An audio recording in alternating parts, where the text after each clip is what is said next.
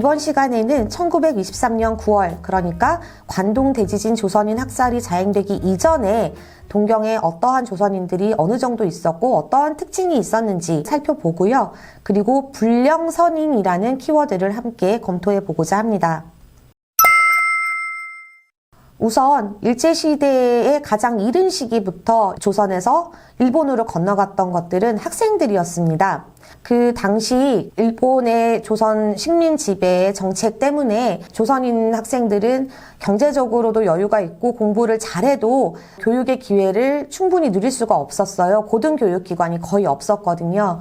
그래서 그 고등교육을 받고자 하는 학생들은 대부분 일본으로 건너갈 수밖에 없었습니다. 그래서 지금 화면에 보시는 그래프를 보면 아시겠습니다만 일제시대 초기에 일본 전국에 700명 가까이 있던 조선인 유학생이 그러니까 관동대지진이 일어나기 직전에 3,000명 가까이 증가했다가 관동대지진을 겪고 완전히 반으로 감소하는 현상을 보이는 것을 알 수 있습니다. 그렇지만 이건 전국의 규모고요. 도쿄만 따져서 봤을 때는 조선인 유학생은 대략 초기에는요, 600명에서 관동대지진 직전에는 2,000명 가까이 있었을 텐데요. 이 학생들이 대학을 중심으로 살고 그러면서 공부도 하고 아르바이트도 하고 했기 때문에 일본 사회 전반에 조선인 유학생들이 이렇게나 많이 와 있고 어떤 걸 하고 이렇게 알려지진 않았었어요. 그런데 알려지게 된 결정적인 계기가 있습니다. 그것은 바로 1919년에 3.1운동에 앞서 일어났던 28 독립선언입니다. 28 독립선언은 동경에서 유학하던 조선인 유학생들이 조선의 독립을 천명하고 일본이 조선을 독립시켜주지 않으면 우리는 항전을 불사하겠다라고 세계에 그렇게 알리는 일이었는데요. 하지만 이 28 독립선언만 일어났으면 아마 일본 사회에 알려지진 않았을 거예요. 이것이 알려지게 된 또 하나의 결정적 계기는 바로 3.1운동이었습니다. 그거랑 맞물리면서 이제 일본 사회에 조선인 유학생들이 눈에 띄는 존재가 되었습니다. 근데 그것도 28 독립선언을 했고 3.1운동이 벌어졌는데 일본 사회에 이렇게 학생들이 많은 이런 게 아니라 그 조선인 유학생들은 1920년부터 3.1운동 1주년, 3.1운동 2주년 이런 식으로 3월 1일 즈음을 기념일로 삼아서 대규모 집회를 연다거나 아니면 항의문을 작성해서 발표를 한다든가 하는 식으로 집단행동을 했고요. 그리고 21년, 22년에는 한국에서 일부 조선인들이 했었던 자치운동에 대해서 격렬하게 반대운동을 합니다. 그러다가 벌어진 것이 민원식이라고 하는 자치운동을 전개하던 국민협회 대표가 동경에 방문을 했을 때 양근환이라는 조선인 유학생이 그 사람을 찔러 죽입니다. 독립을 반대하는 나쁜 조선인이라고 생각을 한 거죠. 그 양근환은 재판에 붙여졌고요, 당연히. 그 재판을 지지하고 이 양근환의 재판투쟁과 그의 가족을 지원하고 반자치운동의 운동을 계속했던 유학생들은 서서히 일본 신문의 보도도 되기 시작했고 조금씩 알려지게 됩니다. 그리고 또 하나 일본 사회에 살던 조선인이라고 하면은 점점 숫자가 기하급수적으로 늘게 되는 조선인 노동자들이 있었습니다. 아무래도 일제 식민지 지배 하에서 먹고 살기 힘들어지고 일자리가 찾기 힘들어진 노동자들은 현해탄을 건너 일본으로 갈 수밖에 없는 상황에 놓였습니다. 그리고 일본은 마침 1915년경 이후부터 제1차 세계대전기를 맞아서 경제 호황을 누립니다. 그래서 유럽으로 수출을 많이 하게 되니까 엄청나게 많은 노동력을 필요로 했고요. 그때 마침 조선에서 많은 노동자들이 건너오면서 그거를 이제 맞게 된 거죠. 그래서 1916년에 5,000명 정도 있었던 노동자가 이듬해인 17년에는 10,000명으로 늘고요. 그리고 1920년에는 3만 명 이상, 23년에는 8만 명 이상으로 쭉쭉 늘어납니다. 그것에는 일본의 경제가 좋아졌을 뿐 아니라 3.1운동 때문에 조선에서 조선 바깥으로 이동할 때 반드시 경찰의 허가가 필요했었던 시기가 있었는데 이게 완화가 되면서 일본으로 건너가기가 비교적 편해졌다라는 것도 있습니다. 그리고 1923년 관동대지진이 일어났던 그 해 봄 3월에는 그 전년도에 비하면 2.5배 이상의 조선인 노동자가 늘었고요. 그리고 23년 3월 한 달만 뽑아서 보더라도 2만 명 이상이 증가했습니다. 그렇다고 일본 전국에 골고루 다 많아진 것은 아니고 그렇게 하층 노동자로 대규모 그런 공사 현장이나 석탄, 광산 이런 데 많이 몰렸기 때문에 그런 한정적인 지역에 모여 있었던 것은 사실입니다만 어찌됐건 10년대에 비하면은 일본 사회 내에서 조선인 노동자들의 무리, 이 집단이라는 것이 눈에 보이는 존재가 된 거죠. 지금 말씀드린 건 일본의 전국의 수치였고요. 동경만 따지고 보겠습니다. 이 1915년까지는 도쿄가 일본 전국에서 조선인들이 가장 많이 살던 곳이었어요. 그런데 1922년이 되면 오사카, 후쿠오카, 효고 다음으로 도쿄가 많았습니다. 그러니까 네 번째로 조선인들이 많은 도시로 된 거죠. 그러니까 다른 오사카나 그런 큰 상업지대나 후쿠오카처럼 큰 공업지대에 비하면 절대적인 수는 동경이 좀 적었지만 1922년 말, 그러니까 관동대 지진이 일어나기 1년 전 말과 관동대 지진이 일어나기 한 달 전인 23년 8월 그 두 가지를 비교를 해보면 도쿄와 인근 수도권 지역의 조선인 인구는 2배 이상 증가를 합니다. 그러니까 아까 말씀드린 것과 같이 눈에 띄는 존재가 됐고 그리고 그렇게 많이 건너와서 일을 하다 보니까 당시와 같은 사회 속에서 일본인 노동자와 같은 임금을 받지는 못했어요. 아무래도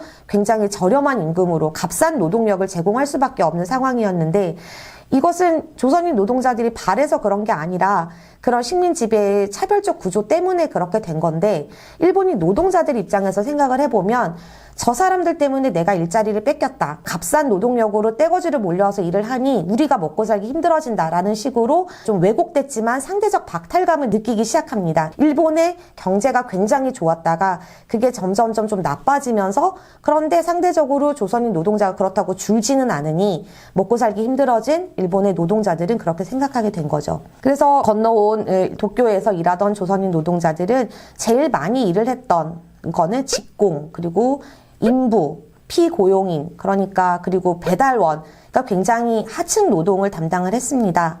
그리고 나중에 소개를 해드리겠습니다만 도쿄에서 이제 학살이 자행된 곳은 한 군데가 아닙니다. 여러 곳인데요.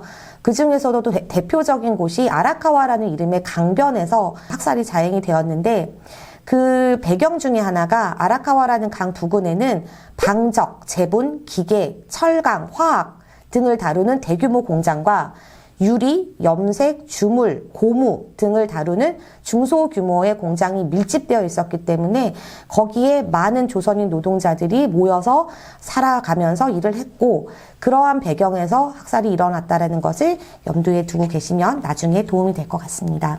이렇게 되면서 학생들도 늘고 조선인 노동자들도 늘고 근데 아까 말씀드렸다시피 특히나 노동자들에 대해서는 눈의 가시처럼 여겼어요. 일본인 노동자들이.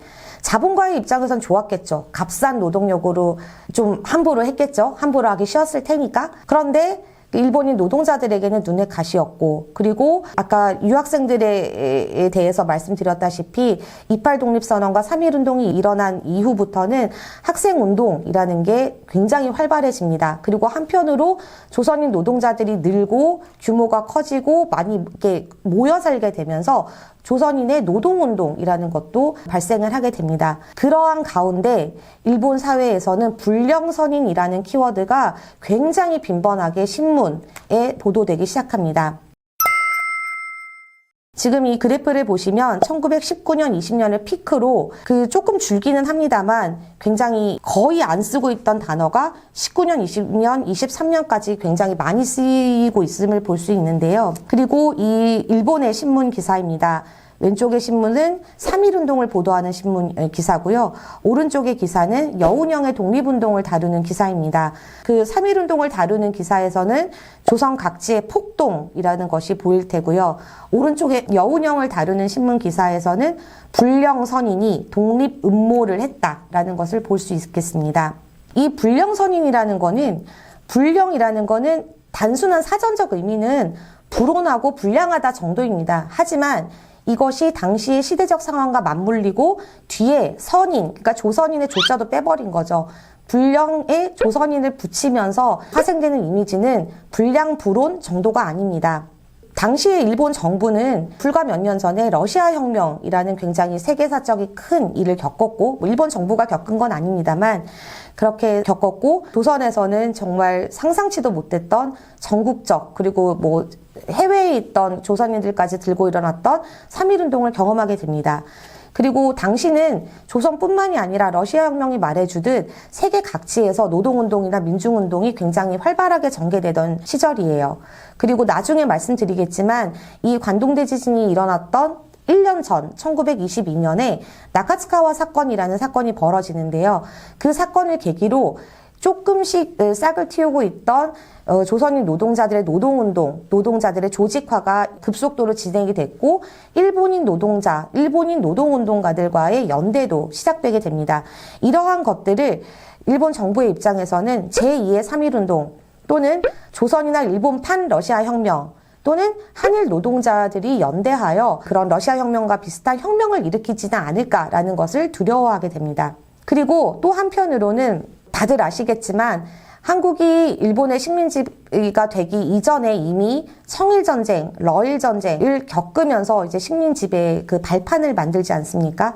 그래서 청일전쟁 이후에 러일전쟁, 그리고 시베리아 출병, 그리고 중국에 대한 여러 가지 간섭들 보고 있으면 일본이 한반도를 비롯해서 아시아에 침략해서 들어가고 한국과 타이완을 식민지배로 하면서 조선인을 비롯한 그런 중국인이라든가 아시아인에 대한 차별과 증오가 계속 축적되고 있습니다. 그리고 하나의 그 우월감의 그 반증이기도 하겠지요. 하지만 그럼에도 불구하고 한국에서는 독립운동이라는 것이 끊이지 않고 계속 벌어지니 이 독립운동에 대한 경계심, 그리고 그 독립운동을 할지도 모른다는 조선인에 대한 편견과 멸시, 그리고 그 반대급부로 불안한 거예요. 또 벌어질까봐.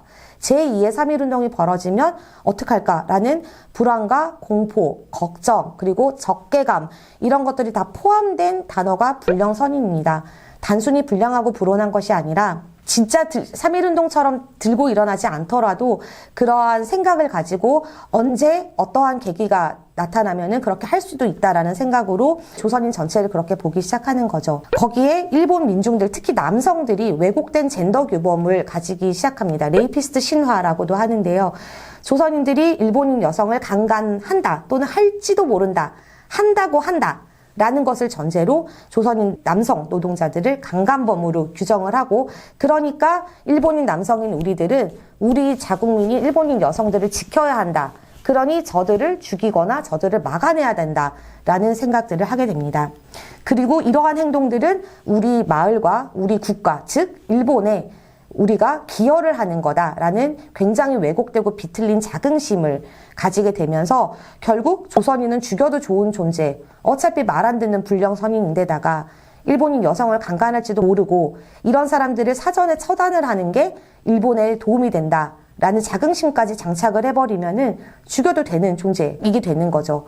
그리고 일본이 식민지배 과정에서 이미 많은 조선인들을 죽였잖아요. 의병 때도 그랬고 3.1운동 때도 그랬고, 그러하니 죽여도 되는 존재라고 생각을 일본의 많은 그냥 민중들이 생각을 하게 된 것입니다. 그래서 이거를 대담한 말로 좀 간단하게 말을 하자면 식민주의가 결국은 관동대지진 때 조선인 학살을 만들어냈다라고 생각할 수 있습니다.